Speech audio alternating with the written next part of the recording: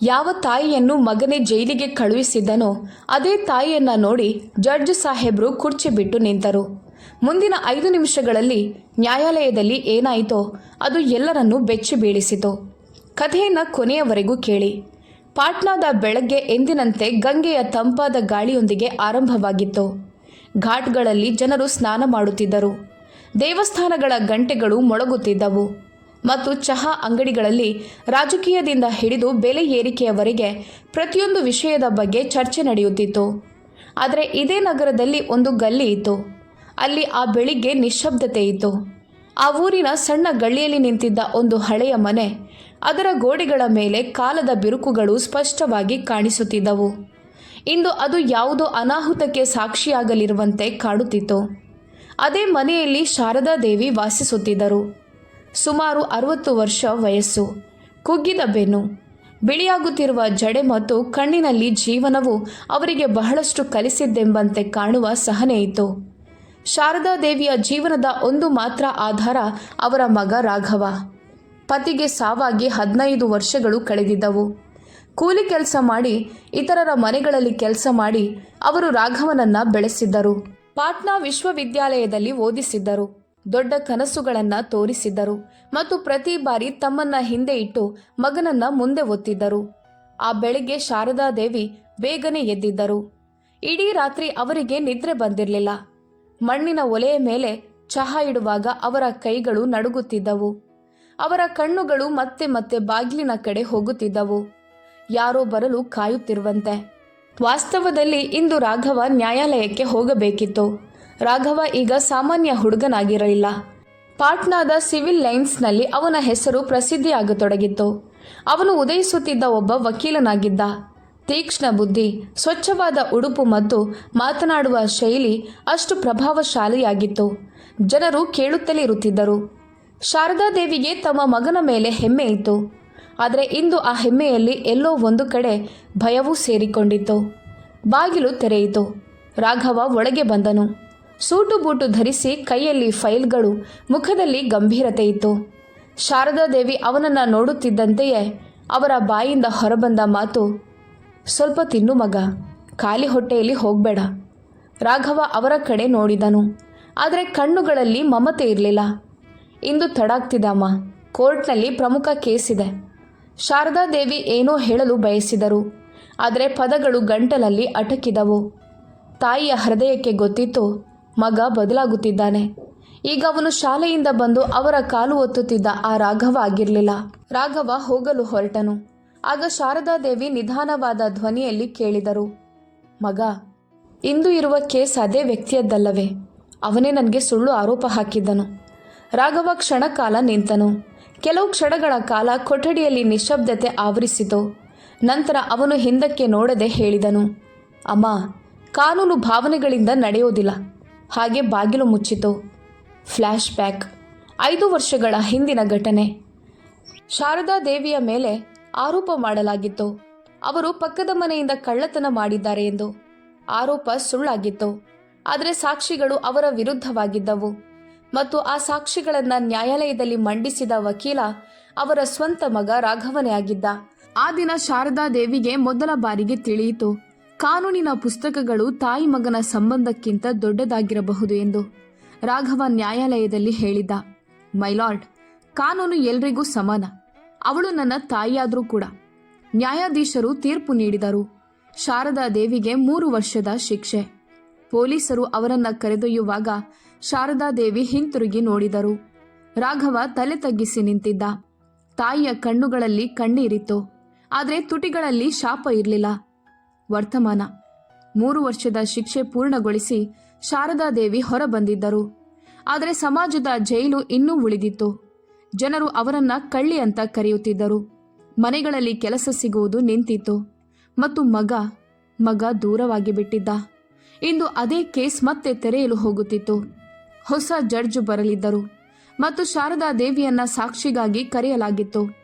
ಕಚೇರಿ ಆವರಣದಲ್ಲಿ ಭಾರೀ ಜನಸಮೂಹ ಇತ್ತು. ಪಾಟ್ನಾ ಹೈಕೋರ್ಟ್ನ ಹಳೆಯ ಕಟ್ಟಡ ಕೆಂಪು ಇಟ್ಟಿಗೆಗಳಿಂದ ನಿರ್ಮಾಣವಾಗಿದ್ದು, ನೂರಾರು ಕಥೆಗಳನ್ನು ತನ್ನೊಳಗೆ ಸಂಗ್ರಹಿಸಿಕೊಂಡಂತೆ ನಿಂತಿತ್ತು. ಶಾರದಾದೇವಿ ನಿಧಾನವಾಗಿ ನಡೆಯುತ್ತಾ ಒಳಗೆ ಬಂದರು. ಅವರ ಸೀರೆ ಸರಳವಾಗಿತ್ತು.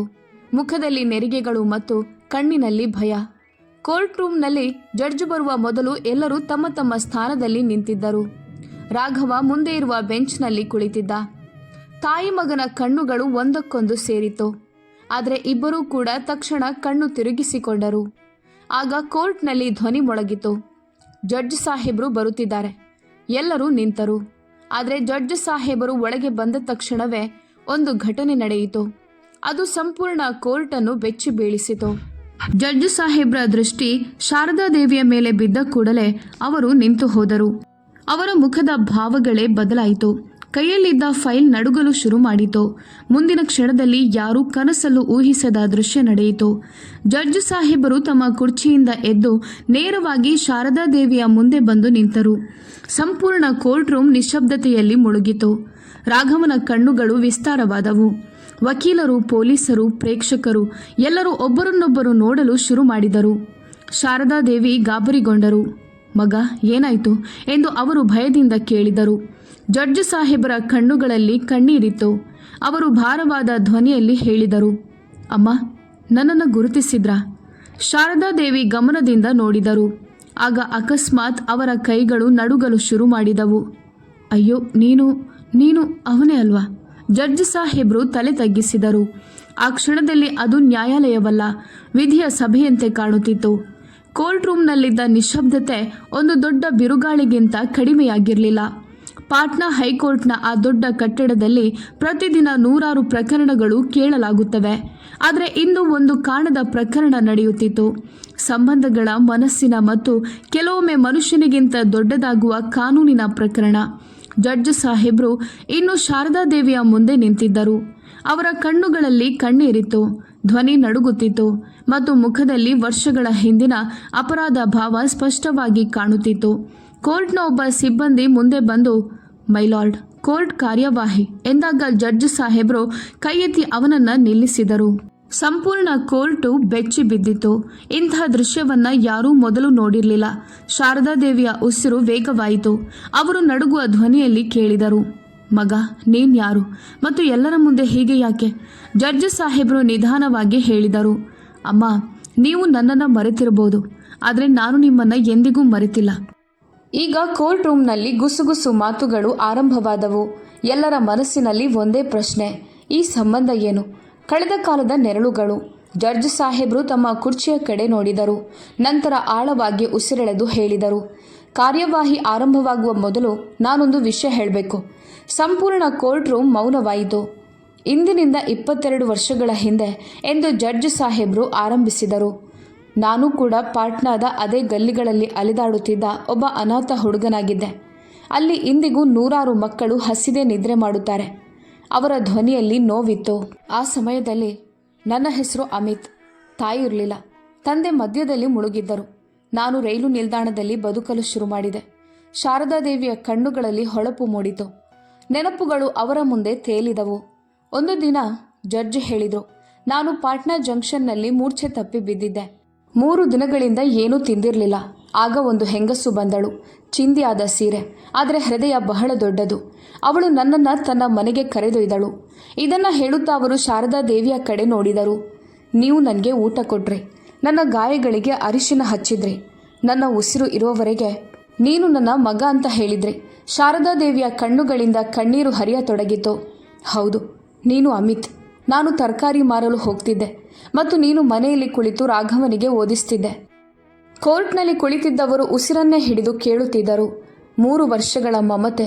ಅಮಿತ್ ಮುಂದುವರಿಸಿದರು, 3 ವರ್ಷ ನಾನು ನಿಮ್ಮ ಮನೆಯಲ್ಲಿದ್ದೆ. ನೀವು ಎಂದಿಗೂ ನಾನು ನಿಮ್ಮ ಮಗ ಅಲ್ಲ ಅಂತ ಭೇದ ಮಾಡಲಿಲ್ಲ. ರಾಘವ ಜೊತೆ ನನ್ನನ್ನು ಶಾಲೆಗೆ ಕಳುಹಿಸಿದ್ರಿ. ನಾನು ಮೊದಲ ಬಾರಿ ಪಾಸಾದಾಗ ನೀವು ಮಿಠಾಯಿ ತಂದಿದ್ರಿ, ಅದು ಸಾಲದಲ್ಲಿ. ರಾಘವನ ಬೆರಳುಗಳು ನಡುಗತೊಡಗಿದವು.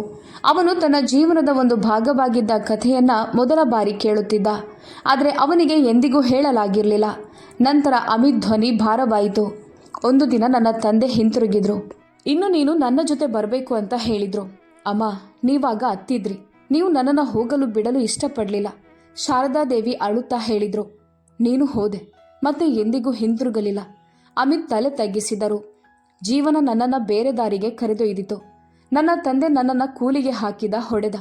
ಆದರೆ ನೀವು ಕೊಟ್ಟ ಸಂಸ್ಕಾರ ನನ್ನನ್ನು ಒಳಗಿನಿಂದ ಬಲಿಷ್ಠನನ್ನಾಗಿ ಮಾಡಿತು. ಒಂದು ದಿನ ನಾನು ನಿರ್ಧರಿಸಿದೆ, ಓದುತ್ತೇನೆ. ರಾತ್ರಿ ಕೆಲಸ, ಹಗಲು ಓದು. ಕಾನೂನು ಓದಿದೆ. ನಂತರ ಜಡ್ಜ್ ಆದೆ. ಸಂಪೂರ್ಣ ಕೋರ್ಟ್ ನಿಶ್ಶಬ್ದವಾಗಿತ್ತು. ಇದು ಸಿನಿಮಾ ಕಥೆಯಲ್ಲ, ಜೀವಂತ ಸತ್ಯ. ಅಮಿತ್ ಆಳವಾಗಿ ಉಸಿರೆಳೆದರು. ಮತ್ತು ಇಂದು ನಾನು ಅದೇ ತಾಯಿಯ ಮುಂದೆ ನಿಂತಿದ್ದೇನೆ.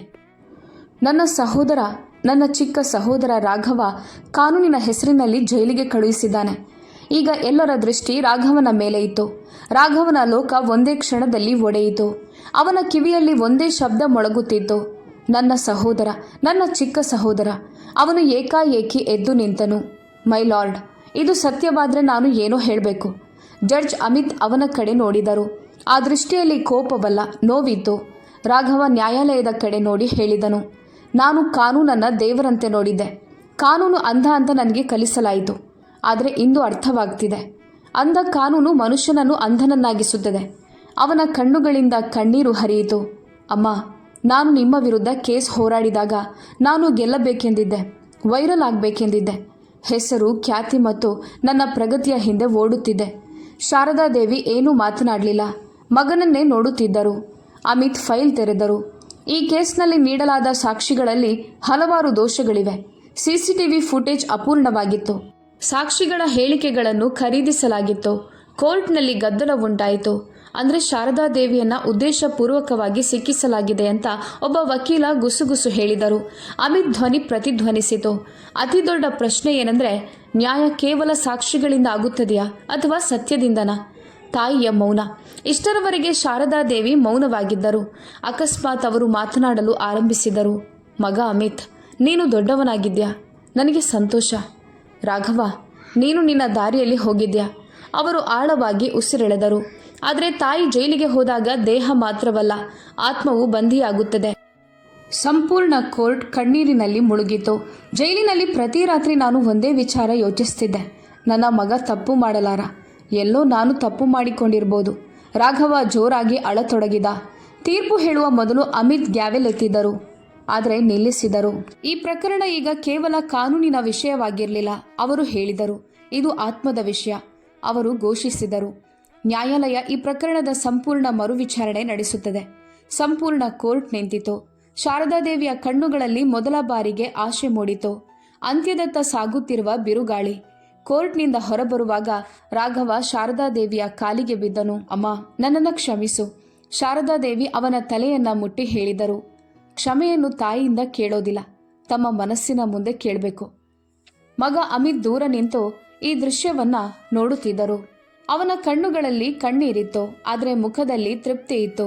ನಿಜವಾದ ಹೋರಾಟ ಈಗ ಆರಂಭವಾಗಲಿದೆ ಎಂಬುದು ಅವನಿಗೆ ಗೊತ್ತಿತ್ತು. ಯಾಕಂದ್ರೆ ಶಾರದಾದೇವಿಯನ್ನ ಸಿಕ್ಕಿಸಿದವರು ತುಂಬಾ ಶಕ್ತಿಶಾಲಿಗಳಾಗಿದ್ದರು ಮತ್ತು ಸತ್ಯದ ದಾರಿ ಯಾವಾಗಲೂ ಸುಲಭವಾಗೋದಿಲ್ಲ. ಆ ದಿನ ಪಾಟ್ನಾ ಹೈಕೋರ್ಟ್ ಹೊರಗೆ ವಿಚಿತ್ರ ಅಶಾಂತಿ ಇತ್ತು. ಗಾಳಿಯಲ್ಲಿ ಹೇಳದ ಭಯ ತೇಲುತ್ತಿರುವಂತೆ ಕಾಣುತ್ತಿತ್ತು. ಯಾವ ಗಲ್ಲಿಗಳಲ್ಲಿ ವಕೀಲರ ನಗು ಮತ್ತು ವಾದಗಳ ಧ್ವನಿ ಕೇಳಿಸ್ತಿತ್ತೋ ಇಂದು ಅಲ್ಲಿ ನಿಶ್ಶಬ್ದತೆ ಇತ್ತು. ಎಲ್ಲರಿಗೂ ತಿಳಿದಿತ್ತು, ಶಾರದಾದೇವಿಯ ಪ್ರಕರಣ ಈಗ ಕೇವಲ ಒಬ್ಬ ವೃದ್ಧೆಯ ವಿಷಯವಲ್ಲ, ಸಂಪೂರ್ಣ ವ್ಯವಸ್ಥೆಯ ಪರೀಕ್ಷೆಯಾಗಿದೆ. ಅಮಿತ್ ಕುಮಾರ್ ಈಗ ಜಡ್ಜ್. ತಮ್ಮ ಚೇಂಬರ್ನಲ್ಲಿ ಒಬ್ಬರೇ ಕುಳಿತಿದ್ದರು. ಟೇಬಲ್ ಮೇಲೆ ಫೈಲ್ಗಳು ಹರಡಿಕೊಂಡಿದ್ದವು. ಆದರೆ ಅವರ ಕಣ್ಣುಗಳು ಕಾಗದಗಳ ಮೇಲೆ ಇರಲಿಲ್ಲ. ಅವರ ಕಣ್ಣ ಮುಂದೆ ಮತ್ತೆ ಮತ್ತೆ ಶಾರದಾದೇವಿಯ ಬಾಗಿದ ಮುಖ ಬರುತ್ತಿತ್ತು. ಅದೇ ಮುಖ ಅಂದು ಒಮ್ಮೆ ಅವರಿಗೆ ಹಸಿದ ಹೊಟ್ಟೆಗೆ ಊಟ ಕೊಟ್ಟಿತ್ತು. ಅವರು ಆಳವಾಗಿ ಉಸಿರೆಳೆದರು. ಇಂದು ನಾನು ದಿಗಿಲುಗೊಂಡರೆ ಆ ತಾಯಿಯ ಹಾಲಿನ ಋಣವನ್ನ ಎಂದಿಗೂ ತೀರಿಸಲಾರೆ ಅಂತ ತಮ್ಮೊಳಗೆ ಹೇಳಿದರು. ಇತ್ತ ರಾಘವ್ಗೆ ಇದು ಅತ್ಯಂತ ಕಠಿಣ ಸಮಯವಾಗಿತ್ತು. ಯಾವ ನ್ಯಾಯಾಲಯದಲ್ಲಿ ಅವನು ಒಮ್ಮೆ ಸಂಪೂರ್ಣ ಆತ್ಮವಿಶ್ವಾಸದಿಂದ ನಿಂತಿದ್ದನೋ ಇಂದು ಅದೇ ನ್ಯಾಯಾಲಯದಲ್ಲಿ ಅವನ ಕಣ್ಣುಗಳು ಕೆಳಗೆ ಬಿದ್ದಿದ್ದವು. ಅವನು ತನ್ನ ಕಚೇರಿಯಲ್ಲಿ ಕುಳಿತಿದ್ದಾಗ ಫೋನ್ ಬಂತು. ಮತ್ತೊಂದು ಕಡೆ ಗಂಭೀರ ಧ್ವನಿ ಕೇಳಿಸಿತು. ರಾಘವ್ ಅವರೇ, ನೀವು ತಿಳುವಳಿಕೆಯ ವ್ಯಕ್ತಿ. ಹಳೆಯ ವಿಷಯವನ್ನ ಯಾಕೆ ಮತ್ತೆ ತೆಗೆಯುತ್ತಿದ್ದೀರಿ? ರಾಘವ್ ತಕ್ಷಣ ಅರ್ಥ ಮಾಡಿಕೊಂಡ. ಇದೇ ಜನರು ವರ್ಷಗಳ ಹಿಂದೆ ಶಾರದಾ ದೇವಿಯನ್ನ ಸಿಕ್ಕಿಸಿದ್ದರು. ಇನ್ನು ಮಾತು ಕೋರ್ಟ್ನಲ್ಲಿ ನಡೆಯುತ್ತದೆ ಎಂದು ರಾಘವ್ ಶಾಂತ ಆದರೆ ದೃಢ ಧ್ವನಿಯಲ್ಲಿ ಹೇಳಿದನು. ಫೋನ್ ಕಡಿತವಾಯಿತು. ಆದರೆ ಅಪಾಯದ ಗಂಟೆ ಈಗಾಗಲೇ ಮೊಳಗಿತ್ತು. ಶಾರದಾದೇವಿಯನ್ನ ಯಾವ ಕಳ್ಳತನದಲ್ಲಿ ಸಿಕ್ಕಿಸಿದ್ದರೂ ಅದು ಸಾಮಾನ್ಯ ಮನೆಯದ್ದಲ್ಲ. ಅದು ಪಟೇಲರ ಮನೆಯ ಪ್ರಕರಣ. ಪಾಟ್ನಾದ ದೊಡ್ಡ ಗುತ್ತಿಗೆದಾರ ಮತ್ತು ಬಹಳ ಪ್ರಭಾವಶಾಲಿ ವ್ಯಕ್ತಿ. ಅವರ ಹೆಸರು ಕೇಳುತ್ತಿದ್ದಂತೆಯೇ ಪೊಲೀಸರು, ನಾಯಕರು ಮತ್ತು ಅಧಿಕಾರಿಗಳು ಎಲ್ಲರೂ ಎಚ್ಚರಗೊಳ್ಳುತ್ತಿದ್ದರು. ಆ ದಿನ ಅವರ ಮನೆಯಿಂದ ಕೆಲವು ಪ್ರಮುಖ ದಾಖಲೆಗಳು ಮತ್ತು ನಗದು ಹಣ ಕಾಣೆಯಾಗಿತ್ತು. ಸಂಶಯ ನೇರವಾಗಿ ಶಾರದಾ ದೇವಿಯ ಮೇಲೆ ಬಿದ್ದಿತ್ತು. ಯಾಕಂದ್ರೆ ಒಂದು ದಿನ ಶಾರದಾ ದೇವಿ ಪಟೇಲರ ಹೆಂಡತಿಗೆ ಹೇಳಿದ್ದರು, ತಪ್ಪಾಗಿ ಗಳಿಸಿದ ಹಣ ಎಂದಿಗೂ ಶಾಂತಿ ಕೊಡುವುದಿಲ್ಲ ಅಂತ. ಆ ಮಾತೆ ಅವರ ವಿರುದ್ಧದ ಕಂಟಕವಾಗಿ ಮಾರ್ಪಟ್ಟಿತು. ಮರುವಿಚಾರಣೆಯ ದಿನಾಂಕ ನಿಗದಿಯಾಗಿತ್ತು. ಈ ಬಾರಿ ವಾತಾವರಣ ಸಂಪೂರ್ಣ ವಿಭಿನ್ನವಾಗಿತ್ತು. ಮಾಧ್ಯಮ, ಸಮಾಜ ಸೇವಕರು ಮತ್ತು ಸಾಮಾನ್ಯ ಜನ ಎಲ್ಲರ ದೃಷ್ಟಿಯು ಈ ಪ್ರಕರಣದ ಮೇಲೆ ಇತ್ತು. ಅಮಿತ್ ಸ್ಪಷ್ಟ ಆದೇಶ ನೀಡಿದ್ದರು. ಪ್ರತಿಯೊಬ್ಬ ಸಾಕ್ಷಿ ಮತ್ತು ಪ್ರತಿಯೊಂದು ಸಾಕ್ಷ್ಯವನ್ನ ಹೊಸದಾಗಿ ಪರಿಶೀಲಿಸಬೇಕು. ಮೊದಲ ಸಾಕ್ಷಿ ಶಾರದಾದೇವಿ ಕಳ್ಳತನ ಮಾಡುತ್ತಿರುವುದನ್ನು ನೋಡಿದೆ ಅಂತ ಹೇಳಿದ್ದ ಪಕ್ಕದ ಮನೆಯ ವ್ಯಕ್ತಿ. ಅವನು ಸಾಕ್ಷಿ ನೀಡಲು ನಿಂತಾಗ ಅವನ ಕೈಗಳು ನಡುಗುತ್ತಿದ್ದವು. ರಾಘವ ಕೇಳಿದರು, ನೀವು ಕಳ್ಳತನ ರಾತ್ರಿ 10 ಗಂಟೆಗೆ ನಡೆದಿದೆ ಅಂತ ಹೇಳಿದ್ರಿ, ಆದರೆ ಆ ಸಮಯದಲ್ಲಿ ವಿದ್ಯುತ್ ಇರಲಿಲ್ಲ ಅಲ್ವಾ? ಸಾಕ್ಷಿ ಮೌನವಾಗಿ ಬಿಟ್ಟ. ಮತ್ತು ನೀವು ಶಾರದಾದೇವಿಯನ್ನ ಸ್ಪಷ್ಟವಾಗಿ ನೋಡಿದೆ ಅಂತ ಹೇಳಿದ್ರಿ, ಕತ್ತಲೆಯಲ್ಲ? ಸಾಕ್ಷಿಯ ಧ್ವನಿ ಮುರಿಯಿತು. ನನ್ನಿಂದ ತಪ್ಪಾಯಿತು ಸಾಹೇಬ್ರೆ. ಕೋರ್ಟ್ನಲ್ಲಿ ಗದ್ದಲ ಉಂಟಾಯಿತು. ಎರಡನೇ ಸಾಕ್ಷಿ ತನಿಖೆ ಮಾಡಿದ ಪೊಲೀಸ್ ಅಧಿಕಾರಿ. ಅಮಿತ್ ಕೇಳಿದರು, ನೀವು ಘಟನೆ ಸ್ಥಳದಿಂದ ಬೆರಳಚ್ಚುಗಳನ್ನು ತೆಗೆದುಕೊಂಡಿದ್ದೀರಾ? ಪೊಲೀಸ್ ಅಧಿಕಾರಿ ಸಂಕೋಚದಿಂದ ಹೇಳಿದ, ಇಲ್ಲ ಮೈಲಾರ್ಡ್. ಯಾಕೆ? ಮೇಲಿಂದ ಒತ್ತಡ ಇತ್ತು. ಇದನ್ನು ಕೇಳುತ್ತಿದ್ದಂತೆಯೇ ನ್ಯಾಯಾಲಯದಲ್ಲಿ ನಿಶ್ಶಬ್ದತೆ ಆವರಿಸಿತು. ಪ್ರತಿಯೊಂದು ಸಾಕ್ಷಿಯೊಂದಿಗೆ ರಾಘವನ ಒಳಗೆ ಏನೋ ಮುರಿಯುತ್ತಿತ್ತು. ಅವನಿಗೆ ಅರಿವಾಯಿತು, ಅವನು ಕಾನೂನನ್ನು ಅರ್ಥ ಮಾಡಿಕೊಂಡಿದ್ದರೂ ಮನುಷ್ಯನನ್ನು ಅರ್ಥ ಮಾಡಿಕೊಂಡಿರಲಿಲ್ಲ. ಒಂದು ರಾತ್ರಿ ಅವನು ಶಾರದಾದೇವಿಯ ಬಳಿ ಹೋದ. ಅಮ್ಮ, ಆ ದಿನ ನಾನು ಸತ್ಯ ನೋಡಲು ಪ್ರಯತ್ನಿಸಿದ್ದರೆ.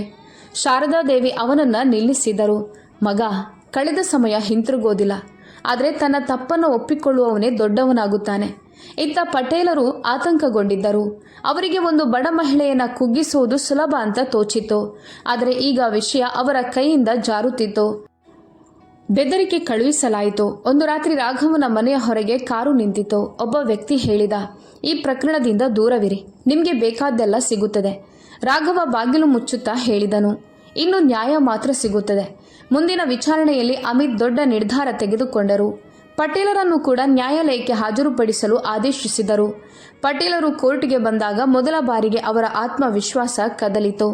ಅಮಿತ್ ಕೇಳಿದರು, ನೀವು ಪೊಲೀಸರ ಮೇಲೆ ಒತ್ತಡ ಹಾಕಿ ಈ ಕೇಸ್ ಮಾಡಿಸಿದ್ದೀರಾ? ಆಗ ಶಾರದಾದೇವಿ ಎದ್ದು ನಿಂತರು. ಅವರ ಧ್ವನಿಯಲ್ಲಿ ಈಗ ಭಯ ಇರಲಿಲ್ಲ.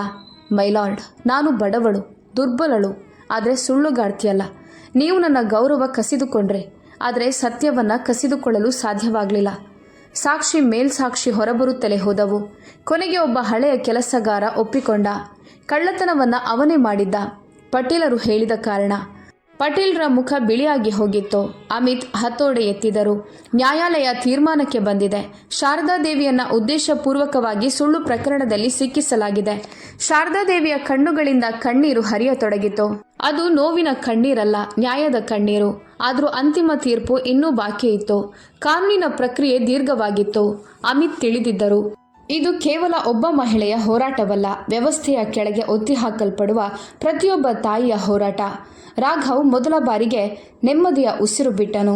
ಇಂದು ಅವನು ವಕೀಲನಲ್ಲ, ಒಬ್ಬ ಮಗನಾಗಿ ನಿಂತಿದ್ದ. ಪಾಟ್ನಾ ಹೈಕೋರ್ಟ್ನ ಆ ಬೆಳಗ್ಗೆ ಇತಿಹಾಸವಾಗಲು ಹೋಗುತ್ತಿತ್ತು. ಎಲ್ಲೆಡೆ ವಕೀಲರ ಗುಸುಗುಸು, ಮಾಧ್ಯಮಗಳ ಕ್ಯಾಮರಾಗಳು ಮತ್ತು ಜನರ ಕುತೂಹಲದ ಕಣ್ಣುಗಳು ಎಲ್ಲವೂ ಆ ಒಂದೇ ತೀರ್ಪಿನ ಮೇಲೆ ನಿಂತಿತ್ತು. ಶಾರದಾದೇವಿ ನ್ಯಾಯಾಲಯದ ಒಂದು ಮೂಲೆಯಲ್ಲಿ ಮೌನವಾಗಿ ಕುಳಿತಿದ್ದರು. ಇಂದು ಅವರ ಮುಖದಲ್ಲಿ ಭಯ ಇರಲಿಲ್ಲ. 60 ವರ್ಷದ ವಯಸ್ಸಿನಲ್ಲಿ ಅವರು ಮೊದಲ ಬಾರಿಗೆ ಅನುಭವಿಸಿದರು. ಸತ್ಯವು ತಡವಾಗಿ ಬಂದರೂ ಅದು ಬಂದಾಗ ತಲೆಯನ್ನ ಎತ್ತಿಕೊಂಡೇ ಬರುತ್ತದೆ. ರಾಘವ್ ಅವರ ಪಕ್ಕದಲ್ಲಿ ಕುಳಿತಿದ್ದ. ಅದೇ ರಾಘವ, ಒಮ್ಮೆ ಕಾನೂನಿನ ಹೆಸರಿನಲ್ಲಿ ತನ್ನ ತಾಯಿಯನ್ನ ಜೈಲಿಗೆ ಕಳುಹಿಸಿದ್ದವನು. ಇಂದು ಅವನ ಕಣ್ಣುಗಳಲ್ಲಿ ಪಶ್ಚಾತ್ತಾಪ ಇತ್ತು. ಹೃದಯದಲ್ಲಿ ಒಂದೇ ಪ್ರಾರ್ಥನೆ, ಒಂದು ವೇಳೆ ಸಮಯ ಹಿಂದಕ್ಕೆ ಹೋಗಬಹುದಾಗಿದ್ದರೆ. ಅಮಿತ್ ಈಗ ಕೇವಲ ಜಡ್ಜ್ ಮಾತ್ರವಲ್ಲ, ಒಬ್ಬ ಮಗನಂತೆ ಆ ನ್ಯಾಯಾಲಯದಲ್ಲಿ ನಿಂತಿದ್ದರು. ಅವರು ತಮ್ಮ ಚೇಂಬರ್ನಿಂದ ಹೊರಬಂದರು. ಕೋರ್ಟ್ ಅಟೆಂಡೆಂಟ್ನ ಧ್ವನಿ ಕೇಳಿಸ್ತು. ಕೋರ್ಟ್ ಪ್ರಾರಂಭವಾಗುತ್ತಿದೆ. ಎಲ್ಲರೂ ನಿಂತರು. ಅಂತಿಮ ವಿಚಾರಣೆ. ಅಮಿತ್ ಫೈಲ್ ತೆರೆದರು. ಅವರ ಧ್ವನಿಯಲ್ಲಿ ಇಂದು ಕಠಿಣತೆ ಇರಲಿಲ್ಲ, ಆದರೆ ಸ್ಪಷ್ಟತೆ ಇತ್ತು. ಈ ನ್ಯಾಯಾಲಯ ಕಳೆದ ಹಲವು ದಿನಗಳಿಂದ ಎಲ್ಲಾ ಸಾಕ್ಷ್ಯಗಳು, ಗವಾಹಿಗಳು ಮತ್ತು ಸತ್ಯಾಂಶಗಳನ್ನು ಆಳವಾಗಿ ಪರಿಶೀಲಿಸಿದೆ. ಅವರು ಒಂದೊಂದಾಗಿ ವಿಷಯಗಳನ್ನು ವಿವರಿಸಲು ಪ್ರಾರಂಭಿಸಿದರು. ಸುಳ್ಳು ಸಾಕ್ಷಿಗಳು, ಪೊಲೀಸರ ಮೇಲೆ ಒತ್ತಡ, ಸಾಕ್ಷಿಗಳಲ್ಲಿ ತಿದ್ದುಪಡಿ ಮತ್ತು ಒಬ್ಬ ಬಡ ಮಹಿಳೆಯನ್ನ ಉದ್ದೇಶಪೂರ್ವಕವಾಗಿ ಸಿಕ್ಕಿಸುವ ಸಂಚು. ಸಂಪೂರ್ಣ ಕೋರ್ಟ್ ಮೌನವಾಗಿತ್ತು. ನಂತರ ಅಮಿತ್ ಧ್ವನಿ ಗಂಭೀರವಾಗಿ ಮೊಳಗಿತು. ಈ ನ್ಯಾಯಾಲಯ ಈ ನಿರ್ಣಯಕ್ಕೆ ಬಂದಿದೆ. ಶಾರದಾದೇವಿ ನಿರ್ದೋಷಿ. ಒಂದು ಕ್ಷಣ ಕಾಲವೇ ನಿಂತಂತಾಯಿತು. ತಾಯಿಯ ಬಿಡುಗಡೆ, ಆತ್ಮದ ಮುಕ್ತಿ. ಶಾರದಾದೇವಿಗೆ ಮೊದಲು ನೀಡಲಾಗಿದ್ದ ಶಿಕ್ಷೆಯನ್ನು ರದ್ದುಗೊಳಿಸಲಾಗುತ್ತದೆ ಅಂತ ಅಮಿತ್ ಮುಂದುವರಿಸಿದರು. ಮತ್ತು ರಾಜ್ಯ ಸರ್ಕಾರವು ತಪ್ಪಾಗಿ ಬಂಧನಕ್ಕೊಳಪಡಿಸಿದ್ದಕ್ಕಾಗಿ ಅವರಿಗೆ ಪರಿಹಾರ ನೀಡಬೇಕು ಅಂತ ಆದೇಶಿಸಲಾಗುತ್ತದೆ. ಶಾರದಾದೇವಿಯ ಕಣ್ಣುಗಳಿಂದ ಕಣ್ಣೀರು ಹರಿಯಿತು. ಅವರು ಆಕಾಶದ ಕಡೆ ನೋಡಿದರು, ತಮ್ಮ ದಿವಂಗತ ಗಂಡನಿಗೆ ಹೇಳುತ್ತಿರುವಂತೆ. ನೋಡಿದ್ರಾ, ಸತ್ಯವೇ ಗೆದ್ದಿತು. ಕೋರ್ಟ್ನಲ್ಲಿ ಕುಳಿತಿದ್ದ ಹಲವರು ಅತ್ತರು. ಇದಾದ ನಂತರ ಅಮಿತ್ ಅವರ ದೃಷ್ಟಿ ಪಟೇಲರ ಕಡೆಗೆ ತಿರುಗಿತು. ಒಮ್ಮೆ ತನ್ನ ಶಕ್ತಿಯ ಅಹಂಕಾರದಲ್ಲಿ ಯಾರನ್ನಾದರೂ ಕುಗ್ಗಿಸುವ ಧೈರ್ಯ ಹೊಂದಿದ್ದ ವ್ಯಕ್ತಿ ಇಂದು ಆರೋಪಿಗಳ ಪೀಠದಲ್ಲಿ ನಡುಗುತ್ತಾ ನಿಂತಿದ್ದ. ಅಮಿತ್ ಹೇಳಿದ್ರು, ಪಟೇಲ್ರೇ, ಸುಳ್ಳು ಪ್ರಕರಣ ರಚಿಸೋದು, ಸಾಕ್ಷಿಗಳನ್ನು ನಾಶ ಮಾಡೋದು ಮತ್ತು ನ್ಯಾಯ ವ್ಯವಸ್ಥೆಯೊಂದಿಗೆ ಆಟವಾಡೋದೆಂಬ ಅಪರಾಧಗಳು ನಿಮ್ಮ ಮೇಲೆ ಸಾಬೀತಾಗಿವೆ. ತೀರ್ಪು ಘೋಷಿಸಲಾಯಿತು. ಕಠಿಣ ಕಾರಾಗೃಹ ಶಿಕ್ಷೆ ಮತ್ತು ದಂಡ. ಆ ಕ್ಷಣದಲ್ಲಿ ಕೇವಲ ಒಬ್ಬ ವ್ಯಕ್ತಿಯ ಅಹಂಕಾರ ಮಾತ್ರ ಮುರಿಯಲಿಲ್ಲ. ಹಣ ಮತ್ತು ಅಧಿಕಾರದಿಂದ ಎಲ್ಲವನ್ನೂ ಖರೀದಿಸಬಹುದು ಎಂಬ ಭ್ರಮೆಯೂ ಮುರಿಯಿತು. ರಾಘವನ ಪ್ರಾಯಶ್ಚಿತ್ತ ತೀರ್ಪಿನ ನಂತರ ರಾಘವ ಏಕಾಏಕಿ ಎದ್ದು ನಿಂತನು. ಮೈಲಾರ್ಡ್, ಅವನ ಧ್ವನಿ ನಡುಗುತ್ತಿತ್ತು. ನಾನೇನೋ ಹೇಳಲು ಬಯಸುತ್ತೇನೆ. ಅಮಿತ್ ತಲೆ ಆಡಿಸಿದರು. ರಾಘವ ಎಲ್ಲರ ಮುಂದೆ ಹೇಳಿದ, ನಾನು ಕಾನೂನಿನ ಪುಸ್ತಕಗಳನ್ನು ಮನುಷ್ಯನಿಗಿಂತ ಮೇಲಿಟ್ಟೆ. ನಾನು ನನ್ನ ತಾಯಿಯನ್ನು ಅರ್ಥ ಮಾಡಿಕೊಳ್ಳಲಿಲ್ಲ. ಅವನು ಶಾರದಾದೇವಿಯ ಕಡೆ ನೋಡಿದನು ಮತ್ತು ತಲೆಯನ್ನು ತಗ್ಗಿಸಿದನು. ನಾನು ಈ ನ್ಯಾಯಾಲಯದ ಮುಂದೆ ಒಪ್ಪಿಕೊಳ್ಳುತ್ತೇನೆ. ಆ ಪ್ರಕರಣವನ್ನು ಹೋರಾಡಿ ನಾನು ಜೀವನದ ದೊಡ್ಡ ತಪ್ಪು ಮಾಡಿದ್ದೇನೆ. ಕೋರ್ಟ್ ಮೌನವಾಗಿತ್ತು. ನಾನು ವಕೀಲ ವೃತ್ತಿಯನ್ನು ತ್ಯಜಿಸುವ ನಿರ್ಧಾರ ಮಾಡಿದ್ದೇನೆ ಅಂತ ರಾಘವ ಹೇಳಿದರು. ಇನ್ನು ಉಳಿದ ಜೀವನವನ್ನು ನನ್ನ ತಾಯಿಯಂತೆ ಅನ್ಯಾಯಕ್ಕೆ ಒಳಗಾದ ಜನರಿಗಾಗಿ ಹೋರಾಡುತ್ತೇನೆ. ರಾಘವನ ಅಂತಿಮ ಮಾತು ಅಮಿತ್ನ ಕಣ್ಣುಗಳು ಕಣ್ಣೀರಿನಿಂದ ತುಂಬಿದವು. ಅವರು ಹೇಳಿದರು, ಕಾನೂನು ಮಹಾನಾಗೋದು ಅದು ಮಾನವೀಯತೆಯೊಂದಿಗೆ ಸಾಗಿದಾಗ ಮಾತ್ರ. ಅವರು ಶಾರದಾದೇವಿಯ ಕಡೆ ನೋಡಿದರು. ಅಮ್ಮ, ನೀವು ನನಗೆ ಜನ್ಮ ನೀಡಿಲ್ಲ, ಆದರೆ ನನ್ನನ್ನು ಮನುಷ್ಯನನ್ನಾಗಿ ಮಾಡಿದ್ದೀರಿ. ಇಂದು ನಾನು ಈ ಕುರ್ಚಿಯಲ್ಲಿ ಕುಳಿತಿದ್ದರೆ ಅದು ನಿಮ್ಮ ಸಂಸ್ಕಾರಗಳ ಕಾರಣ. ಶಾರದಾದೇವಿ ಎದ್ದು ನಿಂತರು. ನಡುಗುವ ಕೈಗಳಿಂದ ಅವರು ಅಮಿತ್ ಅವರ ತಲೆಯ ಮೇಲೆ ಕೈ ಇಟ್ಟು ಹೇಳಿದರು, ಸುಖವಾಗಿರು. ಅಷ್ಟೇ ಹೇಳಿದರು. ನ್ಯಾಯಾಲಯದ ಹೊರಗೆ, ಕೋರ್ಟ್ ಹೊರಗೆ ಜನಸಮೂಹ ಸೇರಿತ್ತು. ಶಾರದಾದೇವಿ ಹೊರಬಂದಾಗ ಜನರು ಅವರಿಗೆ ದಾರಿ ಬಿಟ್ಟರು. ಒಮ್ಮೆ ಕಳ್ಳಿ ಅಂತ ಕರೆಯಲ್ಪಟ್ಟಿದ್ದ ಆ ಮಹಿಳೆ ಇಂದು ಗೌರವದಿಂದ ನಡೆಯುತ್ತಿದ್ದರು. ರಾಘವ್ ಅವರ ಜೊತೆಯಲ್ಲಿದ್ದನು. ಈ ಬಾರಿ ವಕೀಲನಾಗಿ ಅಲ್ಲ, ಮಗನಾಗಿ. ಕಾಲದ ನಂತರ, ಕೆಲವು ತಿಂಗಳುಗಳ ನಂತರ ಶಾರದಾದೇವಿ ಅದೇ ಹಳೆಯ ಮನೆಯಲ್ಲಿ ವಾಸಿಸುತ್ತಿದ್ದರು.